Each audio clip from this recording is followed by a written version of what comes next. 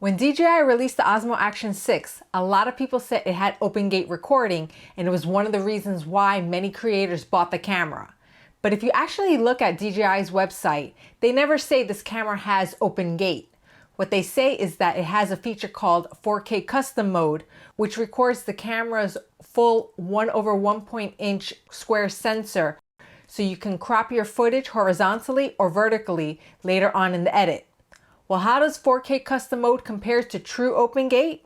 And more importantly, does the footage actually hold up when you reframe it to a 16:9 video?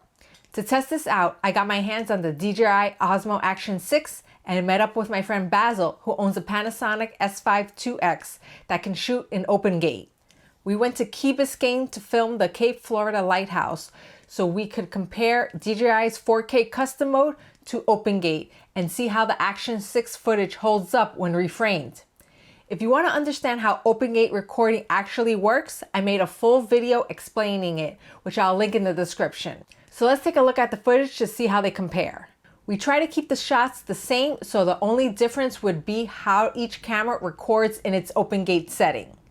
This is the square footage straight out of the Action 6 without any cropping.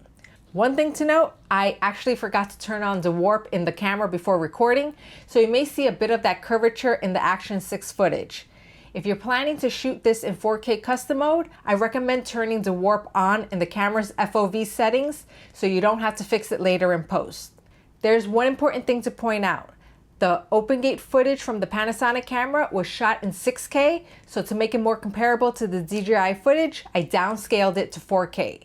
Here are both in 4K. At first, looking at both, they look pretty good. The DJI footage held up better than I expected. But once you start looking a little closer, that's where you begin to see the differences between the two. The Panasonic footage is noticeably sharper. If you look at the leaves in the trees, you can see a lot more details in it. With the Action 6, the image is a bit softer and some of those finer details start to blend together a little more. It still looks good, but it's not as sharp. In the Panasonic footage, you can still see details of the leaves in the trees and inside the structure, whereas with the Action 6 footage, some of the shadow areas don't have as much detail and it shows a bit of compression in those finer textures. But what really matters here is how this footage holds up once it's reframed, because most of you are going to take this square image from the Action 6 and turn it into a standard 16:9 video. For the Action 6 footage, it looks pretty good like this in 16:9 and scaled at 100%. The image still looks clean and it's not falling apart or looking distorted once it's cropped into a standard frame size. If you look at the areas like the roof, the brick, and the trees, the detail is still there. So if your goal is just to shoot once and reframe this later, this actually works well. So now let's start pushing the footage a little more to see where the differences really show up. This is the Action 6 footage scaled in at 200%.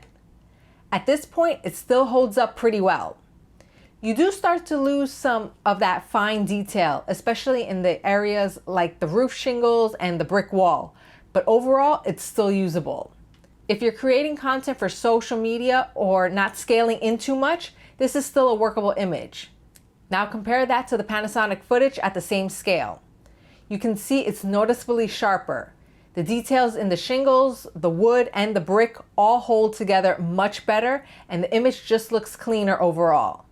So at 200%, both are still usable, but the Panasonic clearly gives you more detail and a bit more room to push the image. This is the Action 6 scaled into 300%. Now this is where the difference really starts to show. At this point, you can see the image starts to break down. The details get softer and the overall image just doesn't look as clean anymore. Now looking at the Panasonic footage at 300%, it's holding up much better.